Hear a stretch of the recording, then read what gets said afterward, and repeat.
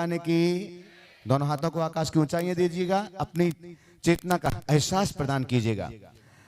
श्री चंद्र प्रभु भगवान की परम शांति। दोनों हाथों को ऊपर, पूरी आकाश की ऊंचाइयां। परम शांति विधायक श्री शांतिनाथ भगवान की। चिंतामणि श्री पार्श्वनाथ भगवान की। वर्तमान शासन नायक श्री महावीर भगवान की। 24 तीर्थंकर भगवंतों की।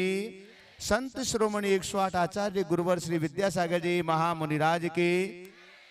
गुणायतन प्रणेता, शंका समाधान प्रवर्तक, भावना योग जनक, तरुणाई के प्रखर वक्ता पूज्य मुनिवर श्री प्रमाण सागर जी महाराज की। स्वलक्ष्य आदर्श सागर जी महाराज की। आइएगा बंधुओं, शंका समाधान का यह लोकप्रिय कार्यक्रम आप सभी लोग छत्तीसगढ़ स्थित चिरमिरी नगर, जो कोयला नगरी के नाम से जानी जाती है, हिल स्टेशन, वहां से पारस चैनल, जिनवाणी चैनल और प्रामाणिक ऐप के माध्यम से देख रहे हैं। यहां पर उपस्थित सभी सुधी श्रावकों का और अपने घरों पर बैठे हुए देश के कोने कोने में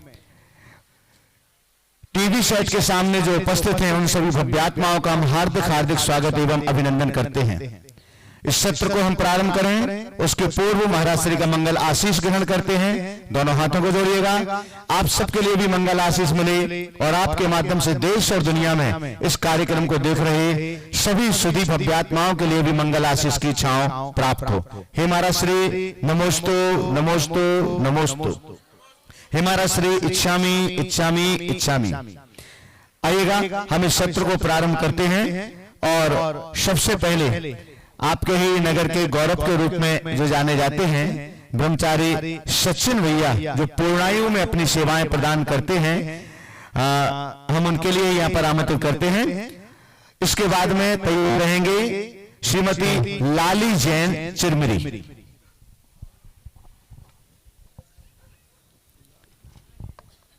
जय बोलिए प्रमाण सागर जी महाराज की।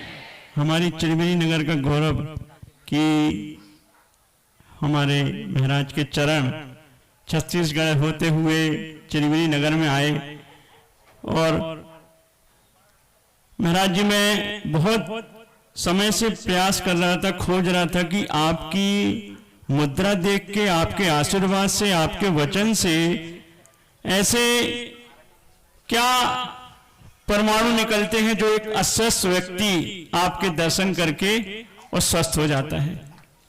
तो उसका मुझे मिला चरक संहिता में, जिसमें 3 तरह की चिकित्सा बताई। एक तो दैव विपाश्रय, सत्वावजय और युक्ति विपाश्रय।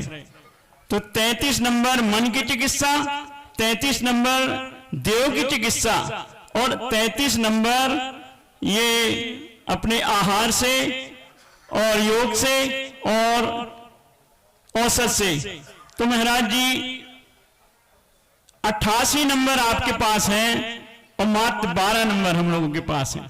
ये चिकित्सा में ऐसा हमको मिला और यही है हमारा प्रश्न भी कि जो भावना योग से जो आप उपचार करते हैं, आपकी मुद्रा से, आपके वाणी से, 4 लाइनें कह के यही सब प्रश्न है मेरा कि महावैद्य हैं आप गुरुवर, सबका दुख हरते, सबका दुख हरते। कि महावैद्य हैं आप गुरुवर, सबका दुख हरते, सबका दुख हरते। शरणागत को साहस देकर शिव पथ पर चलते, शिव पथ पर चलते। कर्तव्यों का पालन करना सबको सिखलाते, मोक्ष गमन तक गुरु आपसे बने रहे नाते। यही प्रश्न है मेरा जी कि जो 88 नंबर आपके पास है वो और बांटे हम लोगों को और हम लोग भी अस्वस्थ से स्वस्थ। देखिए चरक संहिता के आधार पर आपने 33, 33, 33 के 3 बताए तो 88 कैसे हो? महाराज जी 33 नंबर हुए देवकृत, मतलब देव शास्त्र गुरु। हाँ। आप बोलते हैं कि दर्शन करके आप स्वस्थ हो सकते हैं। हाँ। और 33 प्रतिशत है कि मन से आप, हाँ ठीक है। और फिर और उसके बाद जब आपके पास व्यक्ति आएगा तो उसका 11 नंबर तो वैसे ही स्वस्थ होगा आहार के माध्यम से।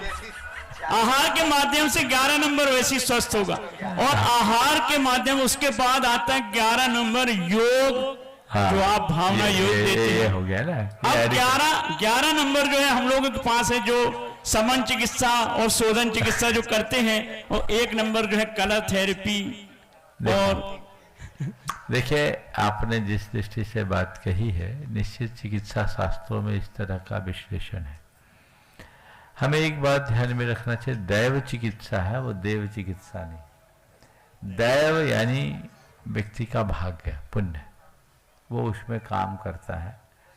और पुराने चिकित्सकों में एक व्यवस्था रहती थी, जो बड़े बड़े वैद्य होते थे, वो रोगी की स्थिति को अपने निमित्त ज्ञान से जानते थे, तभी चिकित्सा करते थे। उनके पास स्वर, ज्योतिष और अन्य अनेक अलग निमित्तों का ज्ञान होता था। और अगर वैद्य को, अच्छे कुशल वैद्य को पता है कि ये रोगी संभलने वाला नहीं है, तो केस ही नहीं लेते। तो इसका तात्पर्य ये है कि चिकित्सक एक निमित्त है और चिकित्सा भी एक निमित्त है। अंतरंग कारण हमारा अपना पुण्योदय, फिर उसमें गुरुओं की कृपा, वो हमारे पुण्योदय को बढ़ाने में सहायक बनता है।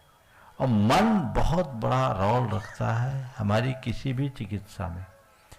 अगर मन आपका संतुष्ट है तो जो बीमारी 10 दिन में ठीक होनी है वो 2 दिन में ठीक हो सकती है, और मन असंतुष्ट है तो 2 दिन में ठीक होने वाली बीमारी को 20 दिन लग सकता है। इसलिए मन को हमेशा प्रसन्न रखना चाहिए। भावना योग उसी मन की बात करता है। आहार विहार में संतुलन रखने से भी हम अपनी बीमारी पर काफ़ी नियंत्रण कर सकते हैं। कहा जाता है कि आहार को भी औषधि बनाना चाहिए, और नियमित दिनचर्या योग हमारी शारीरिक मानसिक स्थिति को अनुकूल बनाता है। फिर इसके साथ चिकित्सा की जाए, औषधि ली जाए, तो जैसा आपने चरक संहिता में कहा, उनके हिसाब से वो बात बन सकती है। करिए, जो हमारे हाथ में है हमें उसे संभालना चाहिए। 12% चिकित्सा हो गई ना, दवाई इनने 12% मार्किंग की, इसलिए मैं नहीं कह रहा हूँ, ये कह रहे हैं। चलिए, श्रीमती लाली जैन चिरमिरी, इसके बाद तैयार रहेंगे कुमारी दिव्या जैन दिल्ली।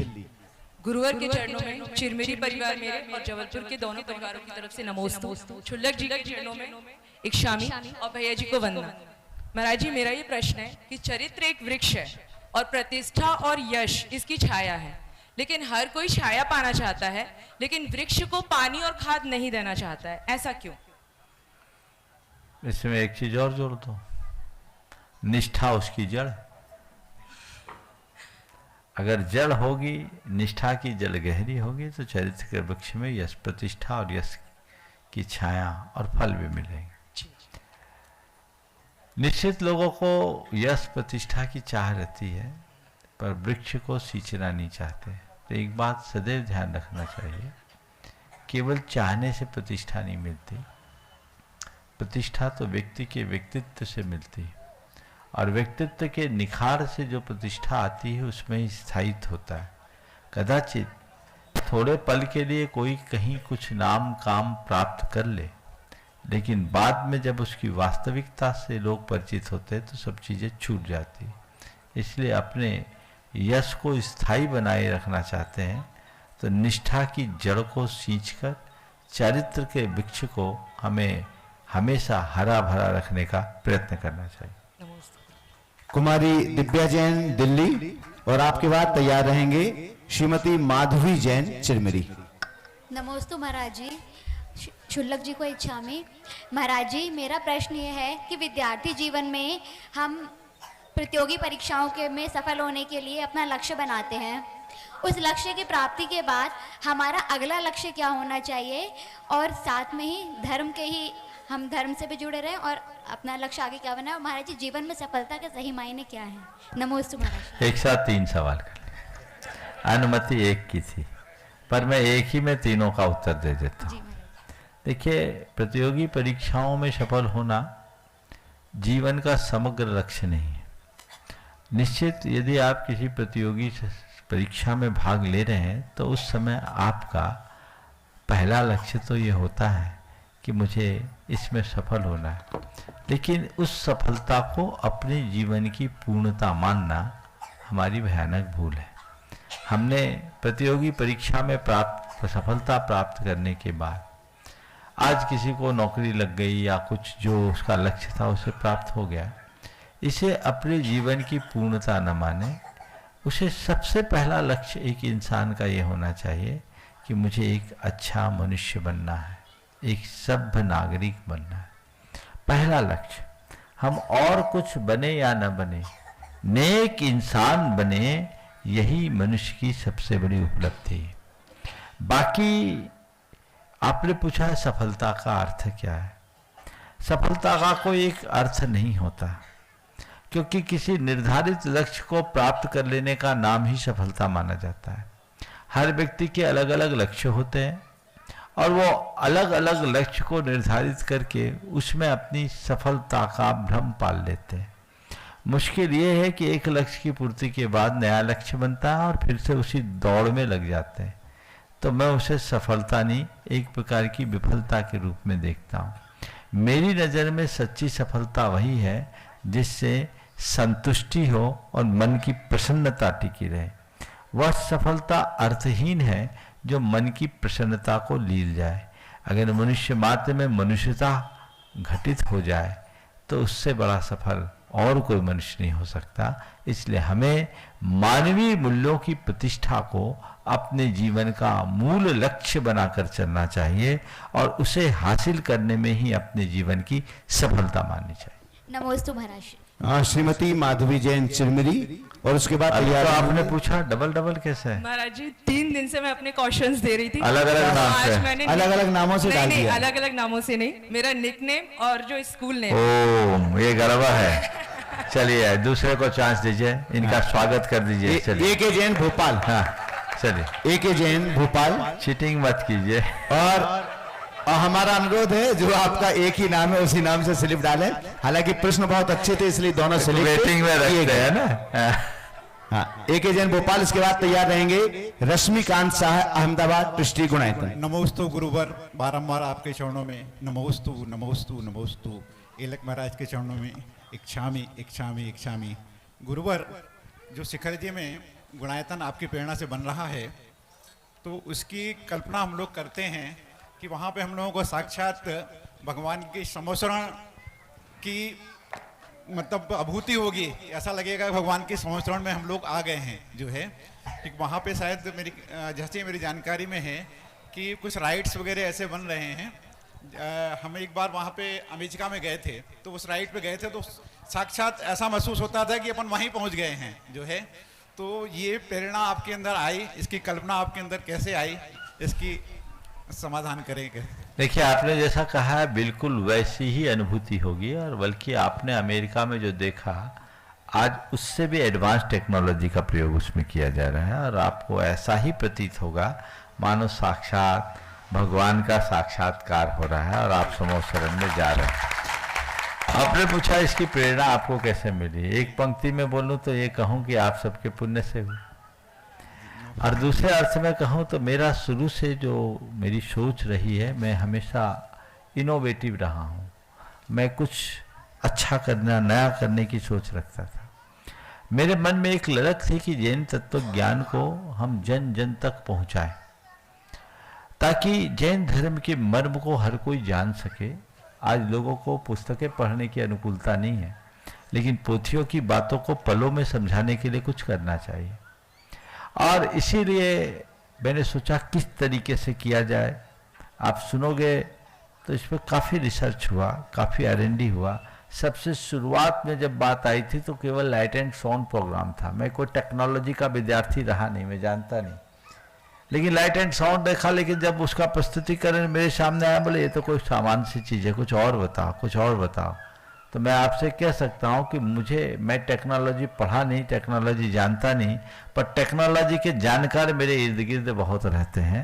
और जब मैंने उनसे बातचीत की, मैंने अपने भाव दिए समोसरण को लेकर के, सन 1992 से मेरे मन में एक बात घूमती थी कि कहीं ऐसा हो कि समोसरण का साक्षात अनुभव मेरी कई सामायिक समोसरण में बीती। आज भी मैं अक्सर समोसरण में रहा करता हूं, जब सामायिक में रहता हूं बहुत आनंदानुभूति होती।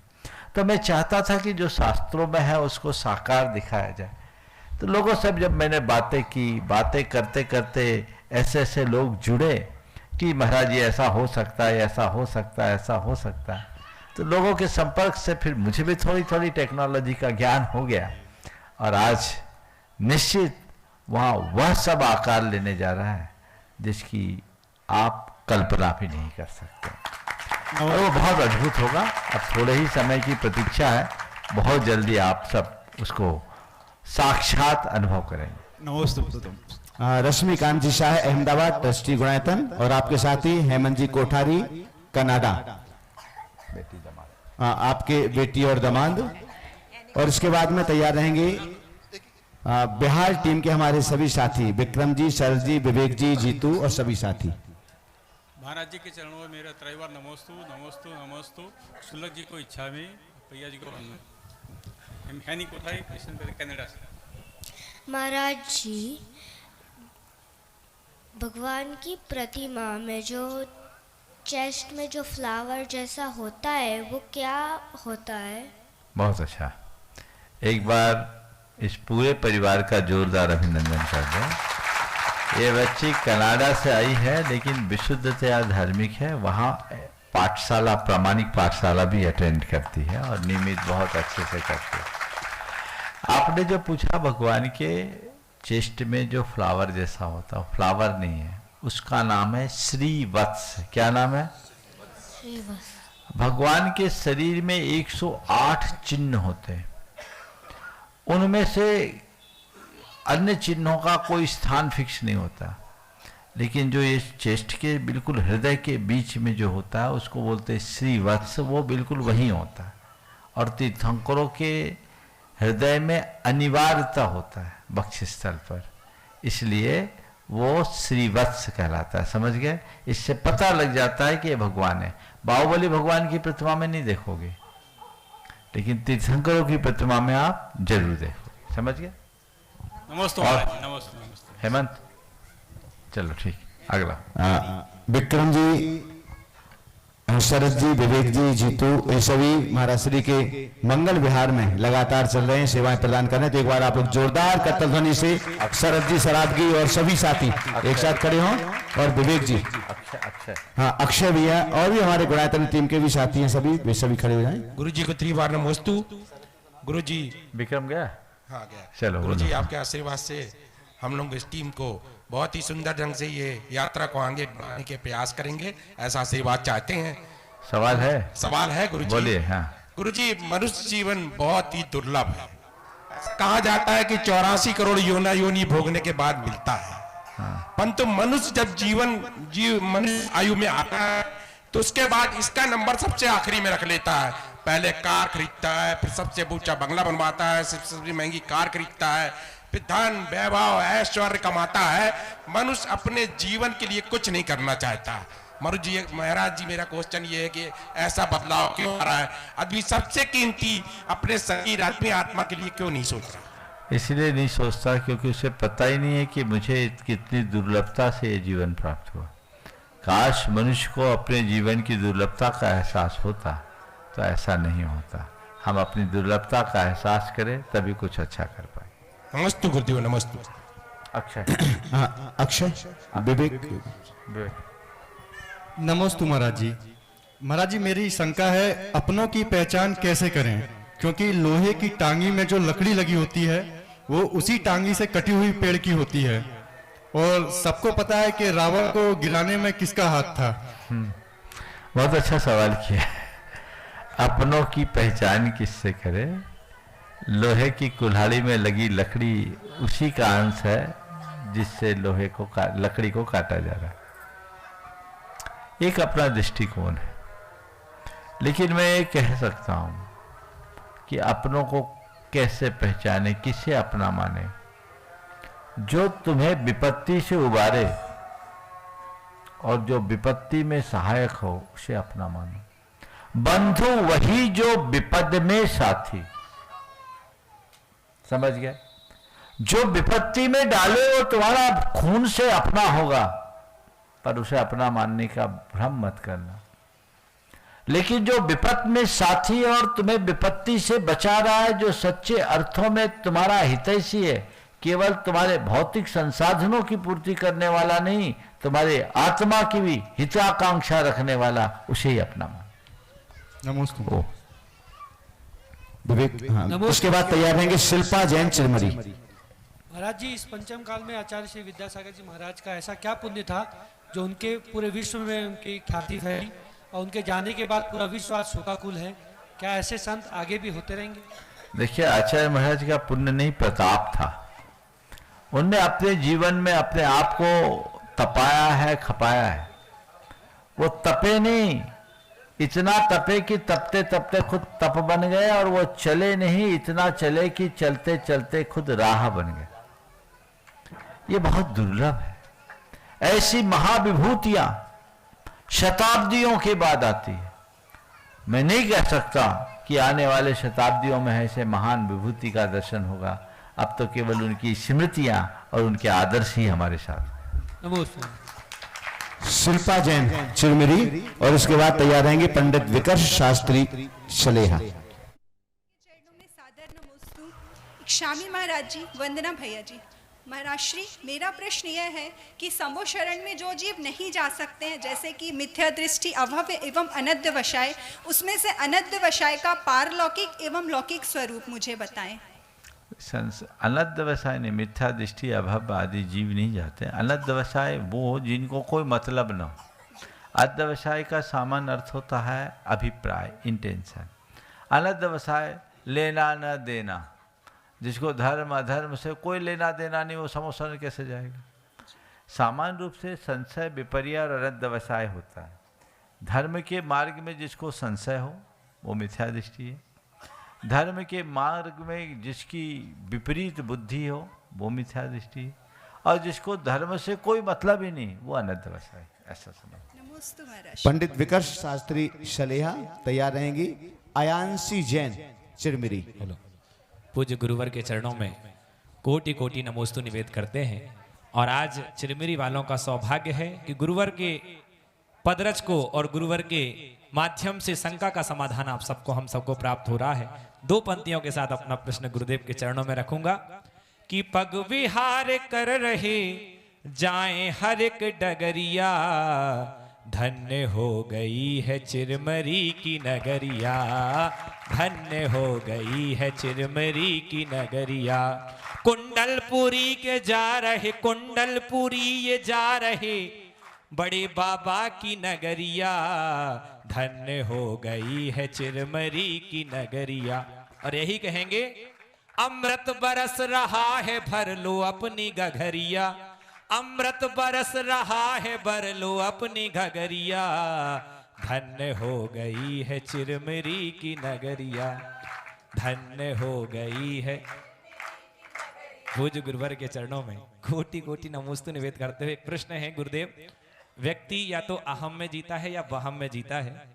सत्य को ना वो जानना चाहता है और जान भी ले तो वो उससे दूर भागता है कहीं हम उस राह में, क्योंकि सत्य जान लेने के बाद व्यक्ति के अंदर एकदम विभ्रम सा हो जाता, मतलब एकदम उथल पुथल हो जाती है। और जबकि रहना व्यवहार में चाहता है, व्यवहार में रहता है और सब जानता है कि हम ये गलत कर रहे हैं, ये सही कर रहे हैं, फिर भी वो नहीं कर पाता। ऐसा क्यों गुरुदेव? देखिए, अहम और वहम में क्यों जीता है? क्योंकि यथार्थ को नहीं जान पाता। जो सच्चे अर्थों में यथार्थ को जान लेते, पहचान लेते हैं, उनका अहम भी गल जाता है और वहम भी टूट जाता है। हम सबकी एक बड़ी विडंबना है कि पूरा जीवन सत्य को झुटलाने की कोशिश में रहता है।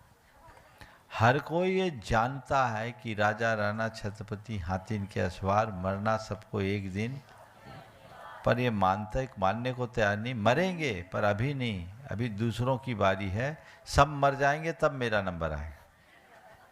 ये जो सोच है यही हमारा भ्रम है। और जब तक ऐसा अज्ञान बना रहेगा, अहम भी पलेगा, बहम भी पलेगा। नमोस्तु।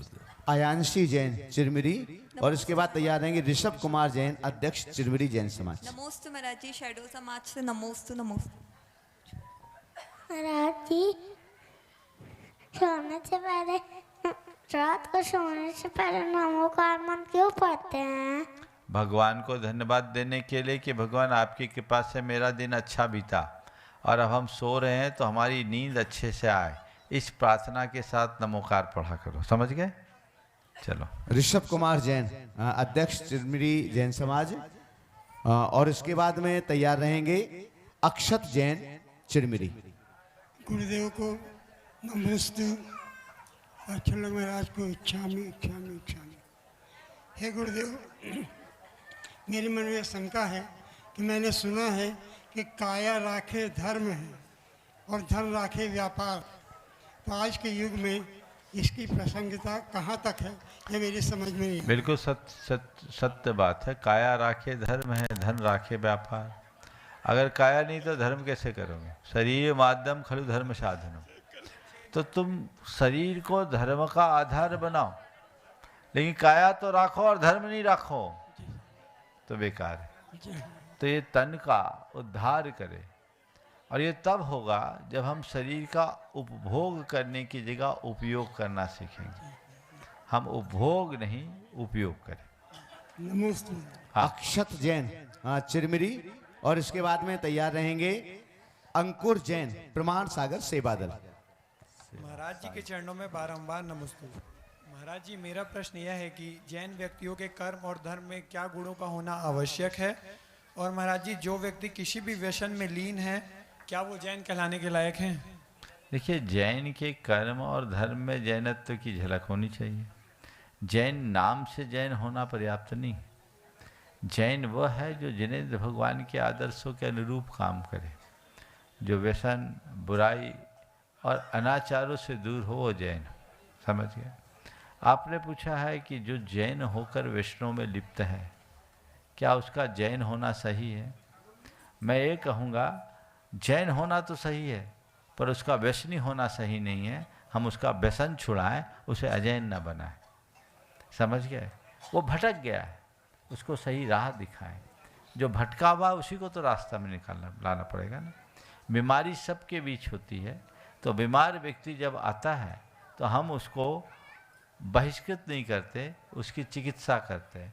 इसी प्रकार समाज में यदि कोई व्यक्ति भटक गया है तो उसे तिरस्कृत ना करें, उसे संस्कारित करें, उसे वापस राह में लगाने की कोशिश करें, और उसे इस बात का एहसास कराए कि तुम जैन हो तो तुम्हारा कर्तव्य क्या है, तुम्हें जैनत्व की कसौटी पर खरा उतरना चाहिए। बदलाव आता है।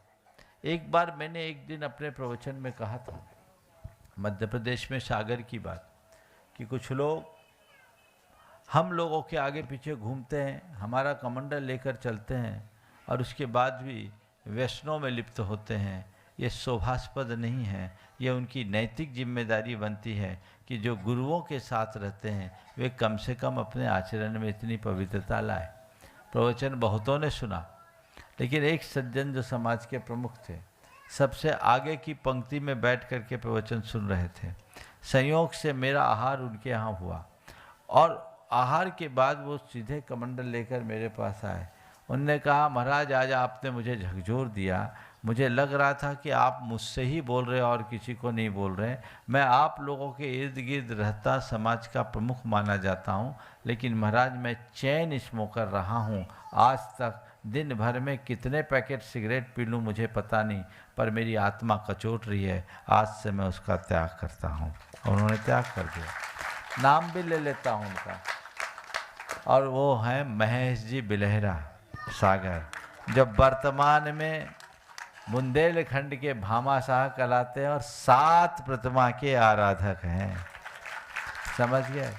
तो कभी किसी को तिरस्कृत मत करना। किसी के जीवन में कोई बुराई है तो उसको तुच्छ मत समझना। और तुम में अच्छाई है तो उसका अभिमान मत करना। हो सकता है जिसमें आज बुराई दिख रही है वो कल तुमसे आगे निकल जाए।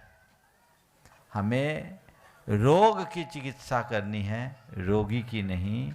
पाप से घृणा करना है, पापी से नहीं। अंकुर जैन प्रमाण सागर सेवा संघ, और आगे तैयार रहेंगे कुमारी आस्था जैन। प्रमाण सागर सेवा संघ की तरफ से नमोस्तु भगवान, नमोस्तु नमोस्तु। इच्छामि महाराज जी, वंदामी भैया जी। गुरुदेव, ये शंका मेरी पुत्री की है, पता नहीं कहाँ आया है आज। उसका कहना है कि हम जब मुनि संघ में विहार कराते हैं तो उससे उसको कौन सा पुण्य का लाभ होता है? मुनि संघ में विहार कराने वाला आ गई। हाँ बोलो, उसी को पूछने देता ना। बोलो बोलो। नमोस्तु महाराज जी, क्षुल्लक महाराज जी को इच्छामि। महाराज जी, मेरा यह प्रश्न है कि हम मुनि संघ का विहार कराते हैं तो हमें क्या पुण्य मिलता है? मुनि संघ का विहार कराने वाले को इतना पुण्य मिल जाता है कि भविष्य में मुनि आरिका बन के विहार करने लायक बन जाए। समझ गए? ये एक सेवा है, वैयावृत्ति है। समझ गए? मुनियों की परिचर्या में सहायक होने से 700 पुण्य का बंध होता है। उसे उच्च गोत्र की प्राप्ति होती है, सुंदर रूप की प्राप्ति होती है, भोगों की प्राप्ति होती है, कीर्ति और यश की प्राप्ति होती है। सब सुयोग उसे प्राप्त होते। चलो। आस्था जैन, और इसके बाद में तैयार रहेंगे अंशिका जैन, गुणायतन स्तंभ। नमोस्तु महाराज जी, नमोस्तु। मेरा यह प्रश्न है कि हम अपने बड़ों को नाम से नहीं बुलाते, लेकिन हम अपने मुनियों को नाम से क्यों बुलाते हैं? बहुत सुंदर। बड़ों का नाम लेने से हमारे कर्म नहीं कटते, पर भगवान और मुनियों का नाम लेने से कर्म कटते हैं। समझ गए? बड़ों को नाम लेते हैं, एक अदब है, इसलिए उनका नाम टालते हैं। उनको संज्ञा की जगह सर्वनाम से पुकारना पसंद करते हैं। लेकिन गुरु भगवंतों का और भगवान का नाम लेना भी कर्म काटने का कारण है। उनका नाम जपा जाता है। समझ गए? पर उसमें सीधे सीधे नहीं, क्या लगाते हैं? जी लगाते हैं ना। हाँ, तो ऐसे ही लगा करके बोलना चाहिए। नमोस्तु महाराज जी। अंशिका जैन, गुणायतन स्तंभ, और आगे तैयार रहेंगे श्रेया जैन, चिरमिरी। पूज्य मुनिवर के चरणों में कोटि कोटि नमोस्तु। इच्छामि महाराज। मेरा प्रश्न यह है कि एज ए स्टूडेंट मेरे सामने बहुत सारी सिचुएशंस आती हैं, फिर चाहे वो पढ़ाई की चिंता हो या टीचर्स और पेरेंट्स की एक्सपेक्टेशंस, तो उन सभी को हम कैसे फेस करें? और मैं कुछ भी चीज़ डिसाइड करने में बहुत ज़्यादा डर जाती हूँ कि ये मेरे करियर के लिए अच्छी होगी या नहीं, या मेरी पढ़ाई के लिए वो चीज़ सही होगी या नहीं। तो महाराज श्री कृपया मार्गदर्शन दीजिए कि हम सभी, मतलब मैं किस प्रकार अपनी सभी चीज़ को फेस कर सकूँ और अपने लाइफ के डिसीजन ले सकूँ। बहुत अच्छा सवाल है। तुम्हारा नहीं, तुम्हारे जैसे बहुत से स्टूडेंट्स का होगा। सबसे पहला तो मैं ये कहना चाहूँगा कि जब पढ़ाई करो तो पढ़ाई की चिंता मत करो, पढ़ाई का लक्ष्य रखो और पेरेंट्स के एक्सपेक्टेशन को मत देखो, अपना प्रयत्न को देखो। जो भी पढ़ाई करने वाले हैं उनका उद्देश्य पढ़ाई करना हो। पढ़ाई कैसे होगी ये दिमाग में नहीं लाना है, मुझे कितना पढ़ना ये दिमाग में लाना है। समझ गए? खासकर आजकल चूँकि प्रतियोगी परीक्षाएं ज़्यादा होती हैं, तो प्रतियोगी परीक्षा में बहुत प्रेशर होता है। सामान्य परीक्षाओं की अपेक्षा प्रतियोगी परीक्षा बहुत परेशान करती है। अब आज की ऐसी एक व्यवस्था बन गई। मैं प्रतियोगी परीक्षाओं को बहुत अच्छा नहीं मानता। अध्ययन में प्रतियोगिता नहीं होनी चाहिए, अध्ययन में तो केवल अध्ययन होनी चाहिए। लेकिन जब से ये पद्धति विकसित हुई है तब से हमारे बच्चों में अतिरिक्त तनाव और दबाव आने लगा।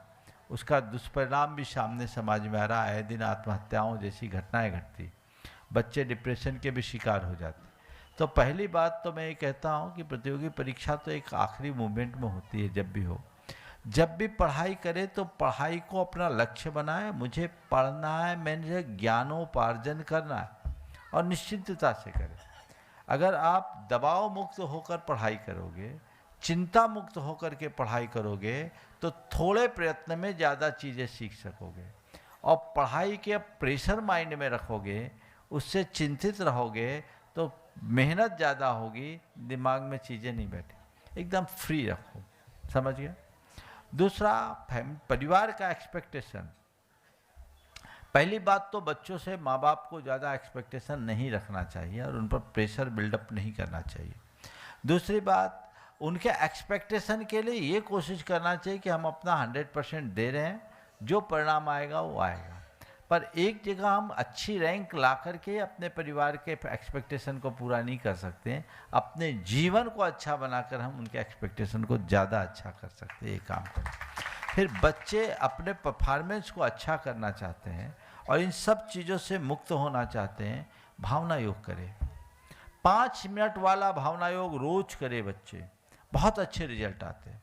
और जिनके ऊपर ज़्यादा प्रेशर है माइंड में और इस तरह की ज़्यादा चिंता और दुविधाएं, वो पूरे के पूरे भावना योग का फुल सेशन करें। कई बच्चों ने इस भावना योग करके IAS की परीक्षा उत्तीर्ण की, IIT में सिलेक्शन हुआ है। आप प्रमाणिक ऐप में उन सब के एक्सपीरियंसेस देखोगे, ढेर भरे पड़े, बहुत बड़ा बदलाव आता है। भावना योग करो। और रहा सवाल अपने कैरियर के बारे में, हम कोई निर्णय नहीं ले पाते, क्या करें। तो कैरियर के संबंध में अक्सर दुविधा एक दूसरे को देखने से होती है। मेरा फ्रेंड है, मेरे दोस्त है, मेरे कलीग्स है और है, इनने ये किया वो किया, हमको ये करना है। नहीं, हमें 4 बातों को ध्यान में रखकर अपना कैरियर चुनना चाहिए। सबसे पहले खुद की रुचि। दूसरी बात अपना पारिवारिक पृष्ठभूमि। तीसरी बात हमारा लक्ष्य क्या है, हमें नौकरी पेशा में रहना है, कुछ और करना है, समझ गए। और चौथी बात, हमारे पास संसाधन क्या है। इन्हीं में जो अनुकूल हो वो क्षेत्र चुन लेना चाहिए। हम आजकल प्राय हो गया, हमको तो IIT करना है, हमको जा कर के नीट क्वालिफाई करना है, कोई सोचते हैं हमको CA करना है, हमको MBA करना है। अरे इन्हीं का कैरियर थोड़ी है। कैरियर तो मनुष्य के हुनर से बनता है, वो जहाँ रहे अपना कैरियर बना सकता है। इसलिए इस सब बातों को ध्यान में रख करके चलना चाहिए। श्रेया जैन चिरमिरी तैयार रहेंगे। CA शिवांक जैन मनेंद्रगढ़। महाराज श्री के चरणों में नमोस्तु नमोस्तु नमोस्तु। शुल्लक महाराज जी को इच्छामी इच्छामी इच्छामी, भैया जी को वंदना। महाराज श्री, कर्म और भाग्य में ज़्यादा बड़ा क्या होता है एवं मनुष्य के प्रारब्ध का निर्माण कैसे और कब होता है? ये सवाल अक्सर आता है, मैं अनेक बार इसका उत्तर दे चुका, समझ गया। कर्म और भाग्य में कौन बड़ा होता है, इसका क्या संबंध होता है, दोनों एक दूसरे के पूरक हैं, समझ गए। आपने यहाँ आज जो सवाल करने का मौका पाया ना, इसमें दोनों चीज़ें हुई। पहले तो आप यहाँ आई, अपना नाम दिया, यह आपका कर्म था, और भाग्य है कि आपका नंबर आ गया। मैं लिस्ट देख रहा हूँ, कुछ बचेंगे, वो बच जाएंगे, उनका भाग्य साथ नहीं दिया, लेकिन नाम नहीं देंगे तो नंबर नहीं आएगा, ये तय है ना। तो दोनों चीज़ें एक दूसरे के साथ जुड़ी हुई है। मनुष्य का प्रारब्ध का निर्धारक उसका अपना पुरुषार्थ है। पर इस झमेले में मत पड़ो, मैं एक वाक्य से आपको उत्तर देना चाहूँगा। हम कुछ अच्छा करें, ये हमारा पुरुषार्थ है। हम कुछ अच्छा करें, ये हमारा पुरुषार्थ है, और दुनिया उसे अच्छा माने, ये मेरा भाग्य है। समझ गए, इस वाक्य को याद रखें। CA शिवांक जैन मनेंद्रगढ़। आगे तैयार रहेंगे कृपा जैन चिरमिरी।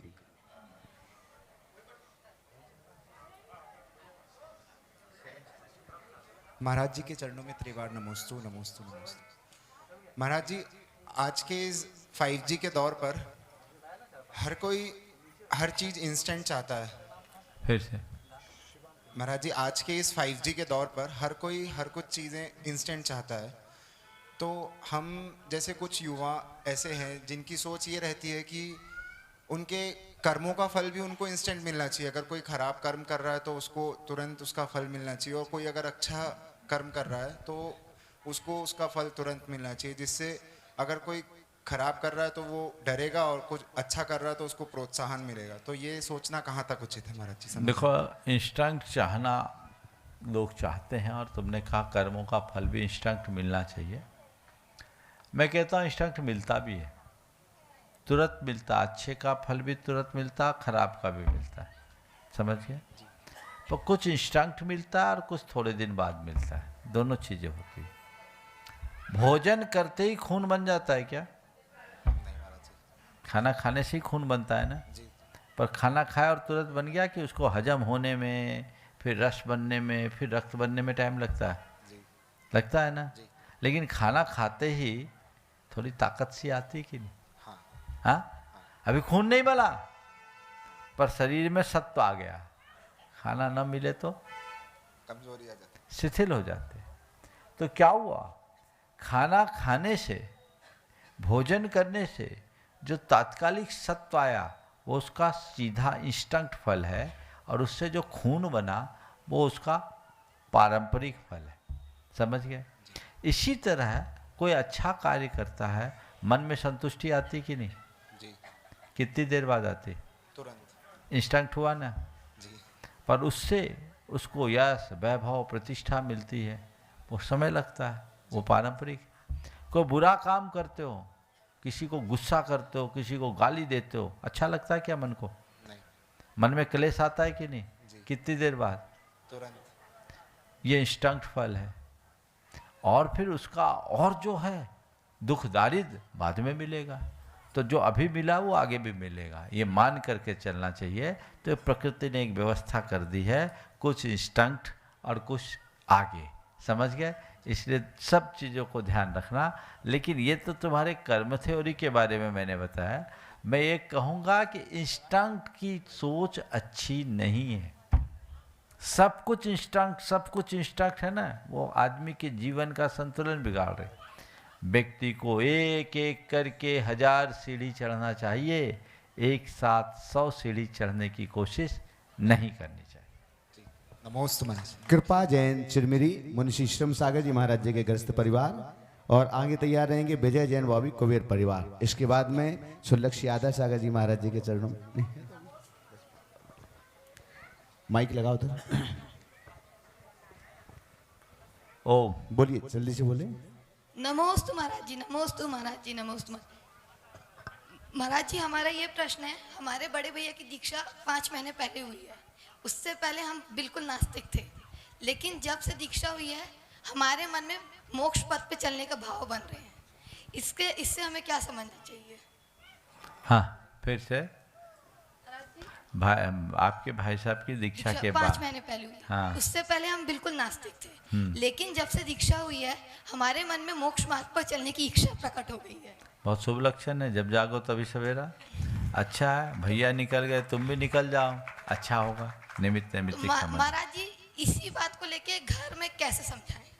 अब घर वाले को समझाने की जरूरत नहीं, उनको अपने आप समझ में आ जाएगा। अपने आप को मजबूत बना के रखो जी वो कुछ मत, उनका प्रतिकार मत करो, उनसे प्रतिवाद मत करो, उनसे बहस मत करो, और अपने आप को शांत रखो, अपना काम करो।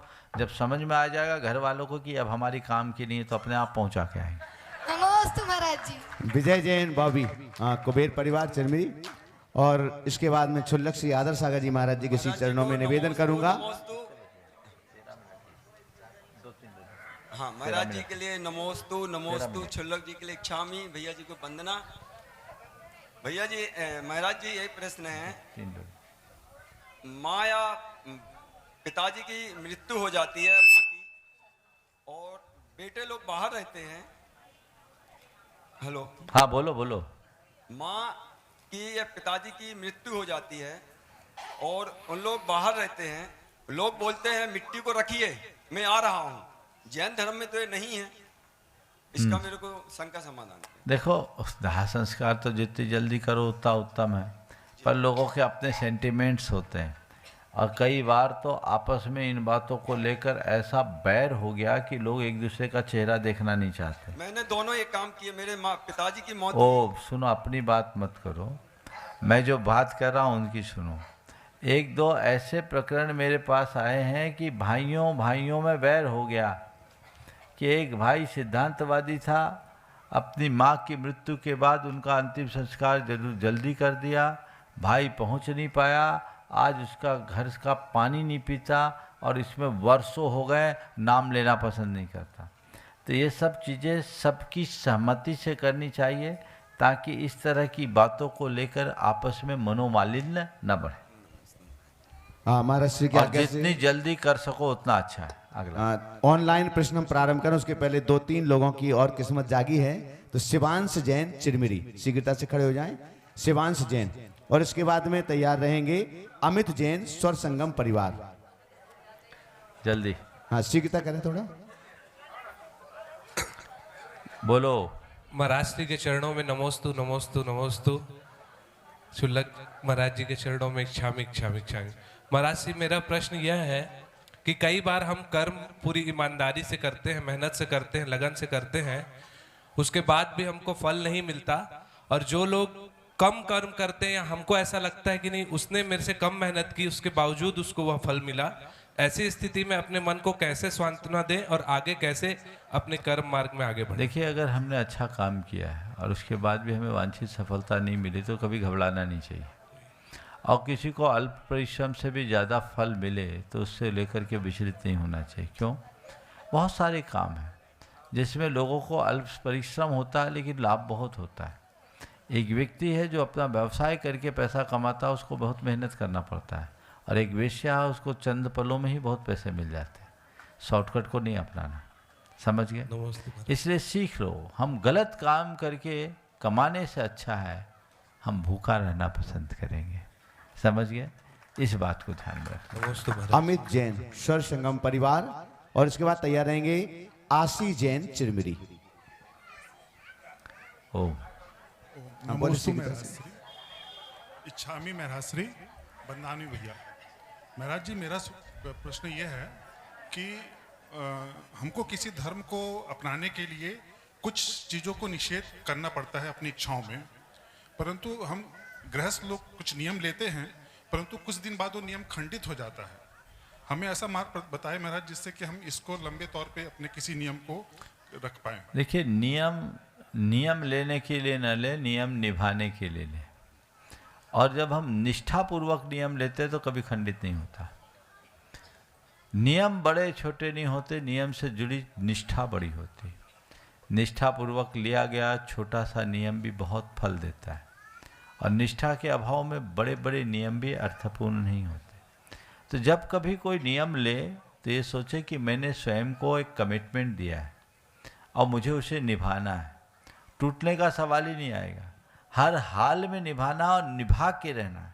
ऐसी मनोदशा अगर बन जाएगी तो नियम खंडित नहीं होंगे। नियम टूटना और नियम तोड़ना, इसमें भी अंतर है, समझ गए? टूटता है परिस्थितिवश और तोड़ा जाता है मनुष्य जानबूझकर, उसके प्रमादवश, अज्ञानवश। तो हमें उसे दूर करना चाहिए और यदि कदाचित टूट जाए तो उसका कठोर प्रायश्चित करना चाहिए ताकि नियमों में शिथिलता न आए। वो प्रायश्चित महाराज जी खुद लेके छोटे मोटे नियमों का प्रायश्चित भगवान की साक्षी में अपनी निंदा गढ़ा करके करना, बड़े नियम गुरुओं से प्रायश्चित लेके ठीक करना। आशी जैन चिरमिरी। बस इसके बाद और इसके बाद ऑनलाइन प्रश्नों के लिए हम क्षुल्लक श्री आदर सागर जी महाराज जी के पावन सी चरणों में निवेदन करें। ओम नमोस्तु महाराज जी। महाराज जी, समाज में पदस्थ लोग पद को अच्छा सोचते हुए भी हमेशा बुराई मिलती है, तो क्या उनको पाप लगेगा इसका? अगर वो बुरा काम कर रहे हैं तो पाप लगेगा, और अच्छा काम कर रहे लोग बुराई कर रहे तो बुराई करने वाले को पाप लगेगा। चलो, क्षुल्लक श्री आदर सागर जी महाराज जी के श्री चरणों में प्रार्थना। हाँ,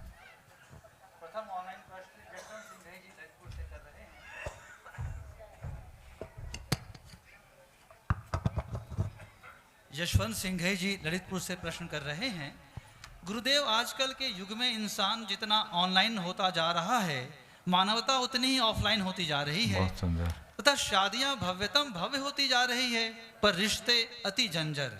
मुनि श्रेष्ठ, रिश्तों को अति जंजर होने से कैसे बचाएं? देखिए, सोच बदलनी होगी। आज पूरी तरह सोच भौतिक हो गई और भौतिक सोच में भावनात्मकता खत्म हो जाती है। वहाँ गिव एंड टेक की बात होती है, जबकि रिश्ते नितांत भावनात्मक होते हैं। हम अपनी सोच को भावनात्मक बनाएं, अध्यात्म के साथ जोड़ें, तभी अपने रिश्ते को बेहतर बनाया जा सकेगा। यह एक अज्ञात प्रश्न है महर्षि। क्या मोक्ष मार्ग में प्रारंभिक भूमिका में स्थित व्यक्ति को क्या अपने घर वालों से संपृक्ति रखनी चाहिए? लोग कहते हैं कि तुमने घर छोड़ा, तुम कृतघ्नी हो, स्वार्थी हो, तो महर्षि क्या साधु बनकर उपकारों को नहीं चुकाया जा सकता? एक बार की बात है, जब मैं हजारीबाग में था, शाम को शंका समाधान में एक पर्ची आई। उस दिन मदर्स डे था, मातृ दिवस, और मैंने उस दिन माता पिता की सेवा करने के ऊपर अपना प्रवचन दिया था और कहा था कि जो अपने माँ बाप की सेवा नहीं करता उससे बड़ा अधर्मी कोई नहीं हो सकता। उन दिनों लाइव नहीं चलता था, पर्चियाँ आती थी। मेरे पास शाम को एक पर्ची आई और पर्ची में लिखा था, महाराज श्री आज आपने सुबह प्रवचन में ऐसा ऐसा कहा और आप घर छोड़कर निकल गए, तो क्या ये बात आप पर लागू नहीं होती? मैंने उसका जो उत्तर दिया, मैं समझता हूँ आज के सवाल में वो उत्तर ज़्यादा उपयुक्त होगा। मैंने कहा बिल्कुल मैं अपनी बात पर कायम हूँ कि जो अपने माँ बाप की सेवा नहीं करता वो धर्मी नहीं हो सकता। पर संयोग से इस भौतिक शरीर को जन्म देने वाले भी उसी सभा में बैठे थे। मैंने कहा माँ बाप की असली सेवा केवल उनकी देखभाल करना, उनकी शुश्रूषा करना, उनके खाने पीने का ध्यान रखना नहीं है। माँ बाप की सच्ची सेवा उनके गौरव को बढ़ाना है। यहां बैठे इनसे पूछ लो किससे ज्यादा खुशी है, जो निकल गया उससे या जो घर में बैठा उससे? समझ गए? तो अगर कोई संतान सत्पथ पर निकलती है तो उससे उनके पूरे कुनबे का उद्धार होता है, सबका गौरव बढ़ता है। इसलिए ऐसा सोचना ही नहीं चाहिए। सब सोचते हैं, संतुष्ट होते हैं, निकलना तो उसी में है। तो गौरव बढ़े उससे, वैसा काम करो। और जो संतान माँ बाप की सेवा करते उनको भी मैं कहूँगा, सेवा करने के साथ साथ असली सेवा उनका गौरव बढ़ाना है। ऐसा कोई काम न करो कि उनको नीचा देखना पड़े। ये प्रयास होना चाहिए। रहा सवाल उनसे संपृक्ति रखने का, हाँ, हमें थोड़ी दूरी तो बना के रखनी चाहिए, इसलिए कि दूरी ना बने तो लोगों की दृष्टि बदल जाती है। हित की आकांक्षा उनकी होनी चाहिए, उनके प्रति वही दृष्टि होनी चाहिए जो एक आम भक्त के प्रति होती है। अधिक प्रगाढ़ता, निकटता लोकोपवाद का भी कारण बनता है और आपके नहीं तो सामने वाले के अंदर मोह भरी दृष्टि हो सकती है जो मार्ग में बाधा बन सकती है। इसलिए इससे बचना चाहिए। सुशील शोभा पांड्या जी झुमरी तलिया से प्रश्न कर रहे हैं, अगर जेब में सुराख हो जाए तो हमारे पैसे गिर सकते हैं, और अगर गुरुदेव दिल और दिमाग में सुराख हो जाए तो हमारे अनमोल रिश्ते गिर सकते हैं, तो गुरुवर इस सुराख से बचने का मार्ग दिखाएं। जेब की सुराख को तो रफू करके ठीक कर सकते हैं, और दिल और दिमाग की सुराख को कैसे ठीक करें? मैं कहता हूं वहां सुराख होने ही मत दो। अगर वहां सुराख होने की थोड़ी भी संभावना है तो मामला गड़बड़ है। तो सुराख होने ही मत दो। सुराख कब होती? अपने जेब में सुराख कब होती? या तो चूहा कुतर जाए तब, या गलत तरीके से उपयोग करो तब। इसी तरह दिल में भी सुराख कब होती है? जब कोई गलत तत्व जुड़ जाए तब, या गलत बातें भर जाए तब। न गलत तत्वों को जुड़ने दो, न गलत बात भरने दो। दिल और दिमाग हमेशा ठीक रहेगा, सुहाग की नौबत ही नहीं आएगी, तो यह सवाल ही खत्म हो जाएगा और हमारे जीवन का पथ प्रशस्त हो जाएगा। समय भी पूरा हो गया, यहीं पर विराम। बोलिए परम पूज आचार्य गुरुवर श्री विद्यासागर जी। पूज मुनिवर श्री प्रमाण सागर जी महाराज की